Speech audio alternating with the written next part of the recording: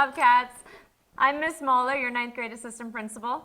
I'm Mr. Portal, the 9th grade school counselor. And we're here to give you a little snapshot into what's been going on in the first semester academically.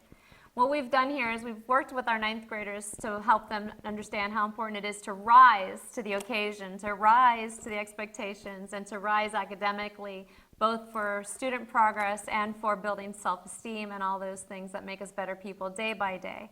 So as we rise, we've been talking to our students about respect, integrity, safety, and excellence.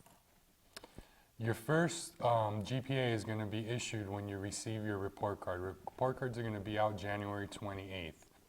Students will receive their first high school GPA at this time. All students should have earned 3.5 credits by this time. Courses are broken down into parts called semesters. Semesters include first quarter, second quarter, and the midterm. This is when we're talking about semester 1, which is the semester we're about to end now.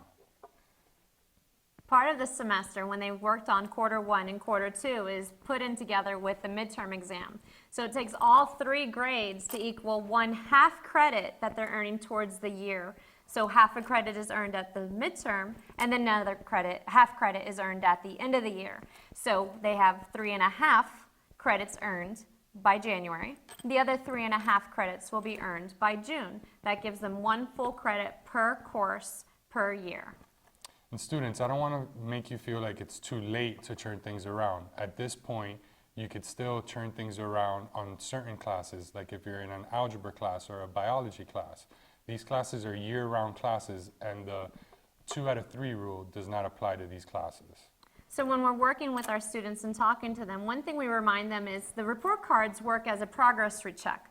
A progress report. No report card actually hits the transcript until an exam is taken, which is where the credit is earned. So if you weren't happy with your first quarter grade, then you worked a little bit harder for your second quarter grade, and the effect would be on your midterm. So those 3 grades together equal the grade you'll see on a transcript.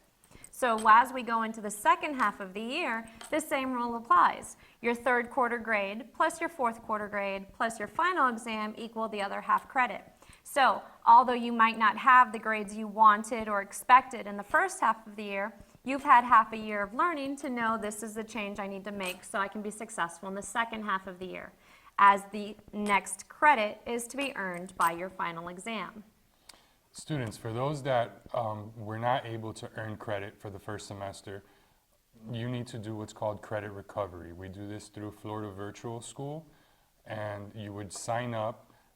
Your guidance counselor does see the request to take the course, and at that point we would either approve it or deny it based on your needs. For any student wanting to sign up to take a course for credit recovery, you can come see me, your 9th grade guidance counselor in room 713, or you can just go to flbs.net to sign up.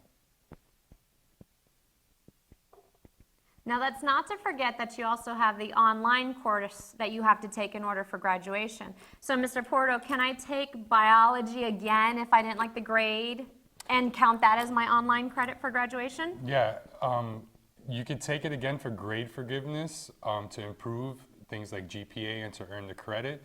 But for your online course that you need towards graduation, that has to be a separate class. So whatever class you choose to take, just make sure it's the first time you're taking it on FLBS and that you're signed up for the full course. So whether it's a half credit class like driver's ed, as long as that's all they offer, that would cover you for the full course.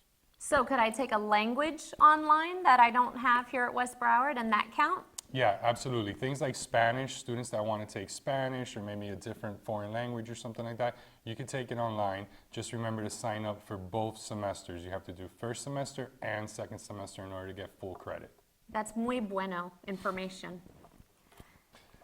Some key things to keep in mind, like I always tell my students, monitor Pinnacle, improve study habits. We offer free tutoring here Monday through Thursday in the Media Center, so always take advantage of that. As always, attendance is key. On our AB block schedule, you might only go to a certain class maybe twice that week. So if you miss a day, you're technically missing half a week of instruction. So just keep that in mind. Also, advocate for your learning in the process. Let your teacher know what you didn't get, but be specific. Don't just say, I don't get it. Say, what is it specifically? I understood the 2 and the 2 equals 4, but then after the 4, I'm not so sure. Things got hard. Numbers are difficult. And have that time set aside to have those conversations with your teachers. You're in charge of your learning as much as your teacher is in charge of making sure that you're provided with the information you need to be successful. So get involved, both in conversations with your teachers as well as with the things that are interesting in high school. Your sports, your teams, your events, attending whatever it is with as far as a club or an activity goes that you find some interest in. Make high school your own. Make it your way. Just some simple requirements to keep in mind for class of 2019. You guys are going to need 24 credits to graduate. A 2.0 GPA is your unweighted minimum. You need 1 full online course to graduate, and then also the 40 hours of community service. These must be from a nonprofit organization, and if you have any questions on that, feel free to come see me as well. I have a question on that. Yes. So, like, I have to clean my room every day Right. because Mom said so. Correct. Is that community service? No.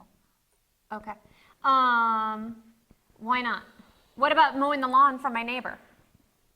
That's very nice of you, but no, not community No, service. not community service. So it has to benefit a bigger organization, not just Correct. a do-good issue. Correct. It can't be just, I felt good doing it. It has to actually be part of an organized event or community. Exactly. And again, Good if you to have know. any questions on that, there's a form in my office that you can fill out to get the pre-approval.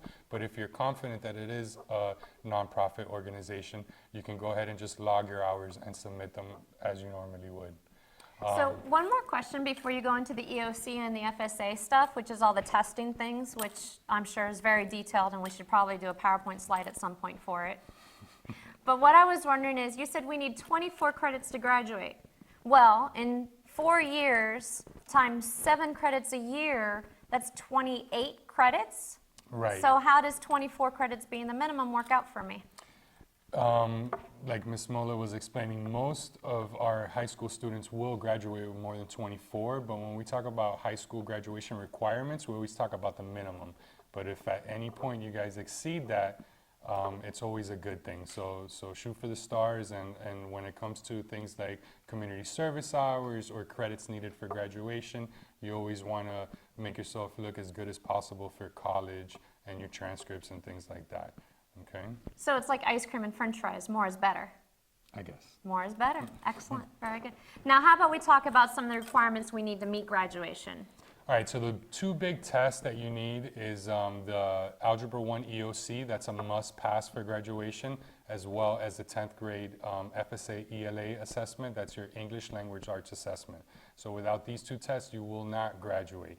There are other EOCs, like the biology EOC. Those of you that are taking maybe Algebra 2 will have an EOC, and there's also a world history EOC, but we can talk about those. But the 2 big ones that you guys need to keep in mind is the Algebra 1 and the 10th grade English Language Arts. And that's good to know, because it's not going to be a surprise when we get there and we say, oh, I didn't know. It's always important to reduce the risk of amnesia by having a video like this available at a click, just to hear it again and again and again and again. Absolutely. Excellent, very good. Well, we plan on doing this periodically. If you've got any questions, you can email either of us. If you have any topics you'd like for us to cover where we can disseminate it through this venue where it's easy and you can watch it at home on your own time. And we'd be happy to talk about whatever it is that you're telling us your 9th grader needs to know. We're happy to be here. We think West Broward's a great place to be, and we're happy to have you. Go Bobcats.